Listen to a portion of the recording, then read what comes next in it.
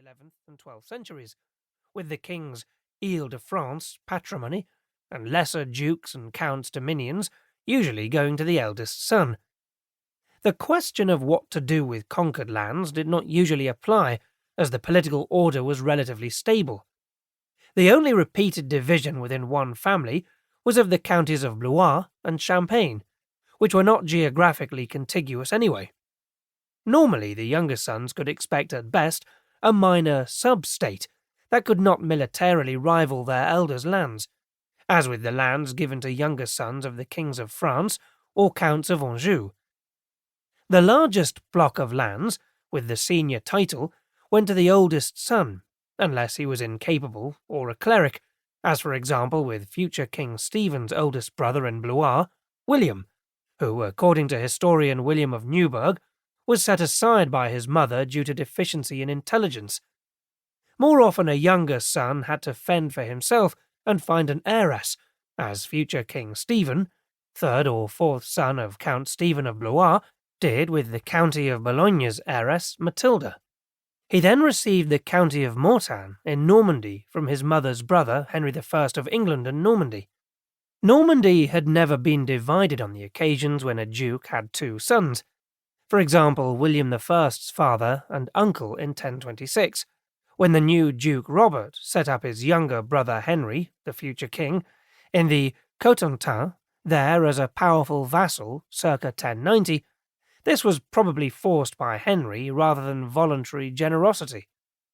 Scandinavian kingdoms were divided at times, but between co-kings, with one usually senior. For example, Harold Hardradi's sons in 1066, and the sons of Magnus Bareleg in 1103. The Normans' other dominions in southern Italy passed from one son of Tancred de Hauteville to another in the 1040s and 1050s, rather than being divided, although this was due to pragmatism. A united state was needed to fight its many foes, and the Count, Duke, could not trust his brothers with mini-states of their own, and this new state lacked tradition. When Sicily was conquered by the family of Tancred in the late 1060s, it became a separate state under the younger brother, Roger, of the current Duke Robert Guiscard, for military efficiency in an ongoing war against the Arabs, as much as out of Roger's rights. Guiscard notably disinherited his elder son, Bohemond, his most promising general and the likelier candidate to win the militaristic nobles' backing, from his mainland duchy in favour of his younger son, Roger Borsa, and let him inherit only a minor county, Taranto. That incident, in 1085, so fresh in people's memories when William I died, was not, however, an exact parallel. The two young men had different mothers, and Roger's was a local Lombard heiress, the warlike Sichelgaita, who took part in battles, so the area's Lombards would obey him sooner than Bohemond. The latter, like Robert of Normandy in 1087, attempted to reverse the grant of a larger state to his younger brother by war, but did not have the military resources to do so, and had to give up. He consoled himself with the Duchy of Antioch when the First Crusade commenced, and later made a bold bid to take over the entire Byzantine Empire, 1107.